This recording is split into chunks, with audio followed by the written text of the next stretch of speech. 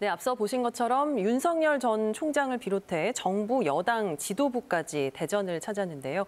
이와 관련해서 이희성 단국대 정책경영대학원 교수와 함께 좀 더 자세한 이야기 나눠보겠습니다. 교수님 안녕하세요. 네, 안녕하세요. 네, 윤석열 전 총장의 첫 민생 행보 대전이었습니다.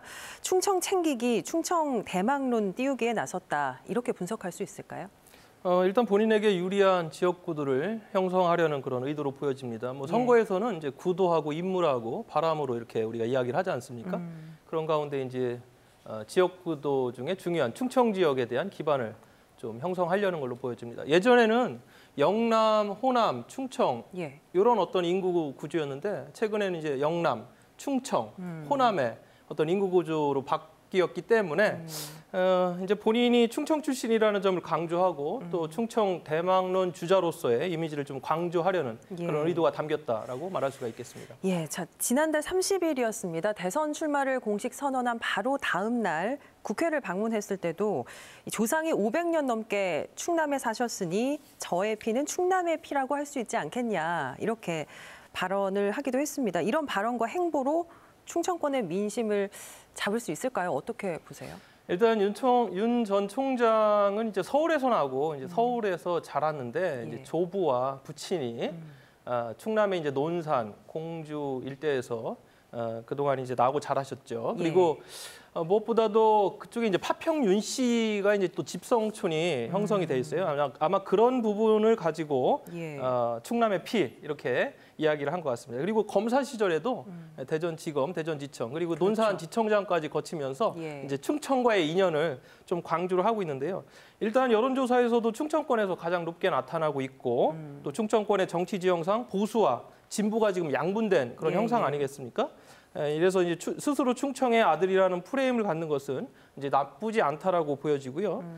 그러나 이제 대선 때마다 캐스팅 보드 역할만 했던 충청권이 이번에 충청 대망론을 이룰지는 미지수지만 일단 윤석열이라는 강력한 대권 주자가 나타났기 때문에 충청권의 민심은 좀 더 요동치지 않을까 그런 생각을 합니다. 그리고 앞으로 진정성을 얼마나 보여주는지 이 부분도 중요하다고 할 수 있겠죠. 네네. 자, 윤 전 총장의 탈원전 반대 행보에 대해서 이야기를 좀 해보면 검찰총장 사퇴부터 또 정치 참여 계기까지 월성 원전 수사, 또 탈원전 정책과 무관하지 않다 이렇게 밝혔고 또 오늘은 카이스트에서 탈원전 반대 의견을 듣는 일정도 있었습니다.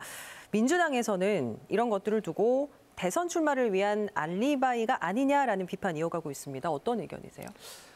윤 전 총장의 그 대선 키워드는 이제 공정과 상식인데 이를 가장 잘 뒷받침해 줄 수 있는 사례가 이제 탈원전 정책으로 월성 원전 수사의 공정성과 또 탈원전 정책이 한국의 에너지 정책으로 상식적으로 맞지 않다라는 메시지를 주기에 아주 좋은 그런 소재가 아닌가. 그래서 이번 탈원전 반대 행보를 보인 것으로 이렇게 보여지고요.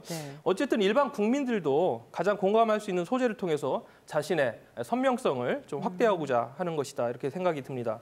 그러나 이제 본격적인 자질 검증이 진행이 되고 있지 않습니까? 이제 스스로 내세우고 있는 공정과 상식에 어긋난다면 역풍을 맞을 수도 있다 이런 생각을 갖고 있습니다. 자, 앞서 보셨지만 오늘 윤석열 전 총장만 대전에 온 게 아닙니다. 민주당 지도부 김부겸 총리도 대전을 방문했는데요. 이 K바이오 래퍼부 같은 공모 사업의 수도권 배제, 또 혁신도시 시즌2의 차질 없는 추진 같은 발언들이 나왔습니다. 정부 여당의 이런 움직임과 발언에 대해서는 또 어떻게 보시나요? 결실이 있을까요? 뭐 이제 선거가 닥쳤구나 이런 생각이 듭니다. 우리가 얼마 전에 그 부산 가덕도 신공항에 대한 여야가 여야를 막론하고 특별법을 뜨거웠습니다. 먼저 경쟁적으로 제정을 하겠다 뭐 이렇게 좀 했지 않습니까? 그러나 이제 선거가 끝난 이후에 언제 그랬냐는 듯이 싹 없어졌잖아요. 결국은 이제 일부 정치권, 특히나 이제 여당이나 야당에서 이렇게 선심성 그 공약 같은 그런 부분들을 좀 내세우는 거는 좀 경계할 필요가 있고요. 이런 부분들은 이제 우리 지역 사회에서 정치적인 부분들에 대해서 준비할 부분은 준비하고 또 행정에서도 좀 잘 준비하고 무엇보다도 민간에서 어떤 이런 부분에서 추진 동력을 얻을 수 있도록 민간 영역까지 좀 이렇게 좀 서로가 팀워크를 잘 이루어야 되지 않을까 그런 생각을 네. 갖고 있습니다. 자, 대선이 이제 8개월 앞으로 다가왔습니다. 짧은 것도 아니지만 그렇다고 그렇게 긴 시간도 아닌 것 같거든요. 어떤 변수들이 있을지 또 충청권이 어떤 역할을 이번 대선에서 할 수 있을지 좀 간단하게 짚어주신다면요. 대선 8개월은 뭐 8년에 해당한다고 할 수가 있고요. 그렇습니까? 어떤 일이 일어날지 아무도 모르죠. 하루하루.